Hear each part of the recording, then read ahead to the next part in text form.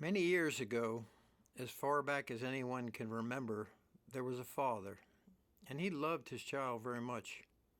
In fact, he loved the child so much that he gave the child complete freedom to do anything the child wanted.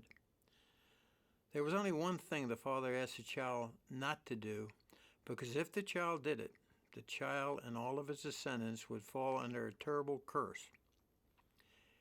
And in spite of all the love and freedom the father offered, the child disobeyed the father, and just as he said, the child and all of his descendants fell under a terrible curse.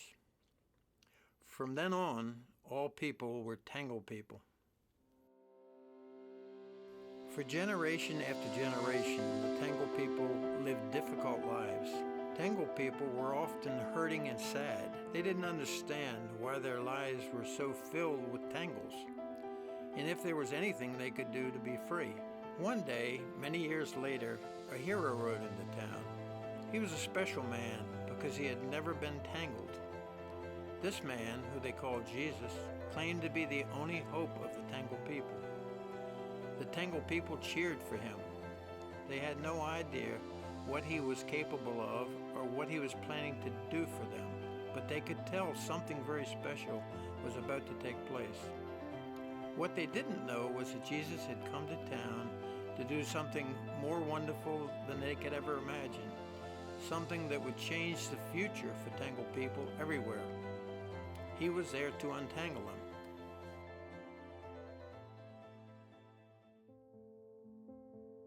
Some of the Tangled people didn't like all the attention Jesus was getting, and they certainly didn't think he was a hero that could untangle them.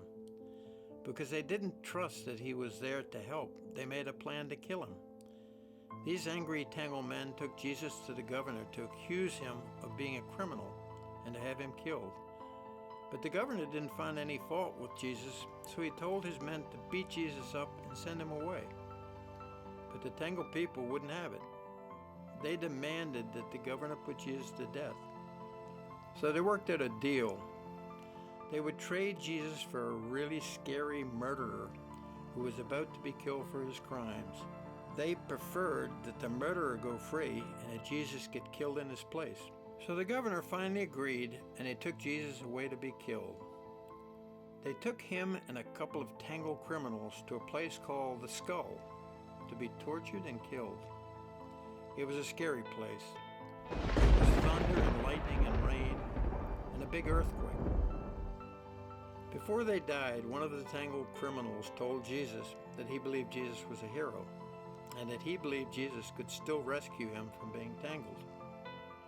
Just then, something miraculous happened. All of the Tangled criminals' tangles fell off and wrapped around Jesus. The criminal died tangle-free. They took Jesus to a tomb and buried him. And just to be sure there was no funny business, the governor locked the body up good and tight. The Tangled people were very sad. Their hero was gone and hope was lost. Would they go on being tangled forever?